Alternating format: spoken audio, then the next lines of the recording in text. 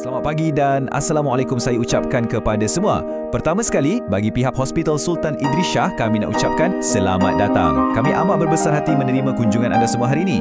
Jadi, untuk pastikan lawatan audit berjalan lancar, kami dah sediakan satu taklimat ringkas. Jom kita mulakan. Ya, sekali lagi selamat datang kami ucapkan kepada para juru audit dan semua tetamu kehormat kami. Kami betul-betul hargai kerjasama anda.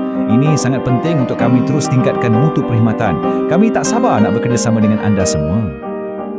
Seperti yang tertera di skrin, kehadiran anda semua ni memang satu bahagian yang sangat penting dalam usaha kami. Ini bukan sekadar lawatan biasa, tapi kami lihat ia sebagai satu kolaborasi.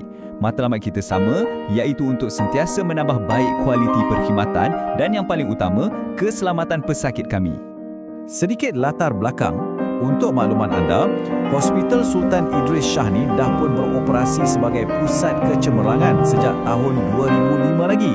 Sejarah kami yang panjang ni mencerminkan komitmen kami terhadap kualiti dalam setiap perkara, termasuklah dalam memastikan lawatan anda pada hari ini berjalan dengan sebaik mungkin. Baiklah, kita terus ke perkara pertama yang praktikal. Kat mana nak letak kereta kan? Jangan risau, untuk mudahkan urusan anda, kami dah sediakan beberapa kawasan parkir khas. Jom kita tengok di mana lokasinya. Okey, untuk kemudahan yang paling maksimum, ada 5 lot parkir khas yang kami sediakan, betul-betul di lobi utama. Ini pilihan paling senang lah, jadi anda boleh terus akses ke pintu masuk utama hospital. Kalau lot di lobi utama tu dah penuh, tak perlu risau. Ada lagi 20 lot parking tambahan khas untuk anda di aras 2A. Lokasinya pun senang sangat nak cari. Ia betul-betul berhadapan dengan pusat jantung Serdang. Jadi, saya ringkaskan ya. Anda ada 2 pilihan yang mudah.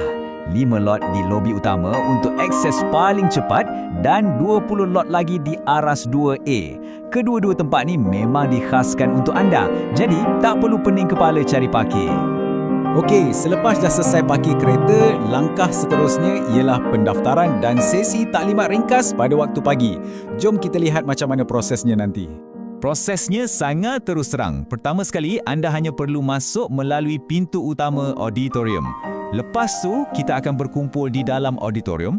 Dan yang terakhir, pendaftaran akan dibuka dari jam 8 pagi hingga 8.30 pagi. Jadi pastikan anda berada di sana dalam tempoh masa tu ya. Mesti anda tertanya-tanya kan? Lepas dah daftar, apa pula langkah seterusnya? Baiklah, selepas pendaftaran selesai, ini yang akan berlaku untuk sepanjang hari anda di sini. Sebaik sahaja sesi taklimat pendahuluan kita tamat, anda semua boleh terus bergerak ke lokasi audit masing-masing yang telah ditetapkan. Jangan risau, pasukan kami dah pun bersedia di setiap lokasi untuk sambut anda dan bantu anda mulakan tugasan. Akhir kata, kami benar-benar berharap agar lawatan anda hari ini berjalan dengan lancar, produktif dan tentunya memberi makna kepada kita semua. Sekali lagi, selamat datang ke Hospital Sultan Idris Shah. Terima kasih.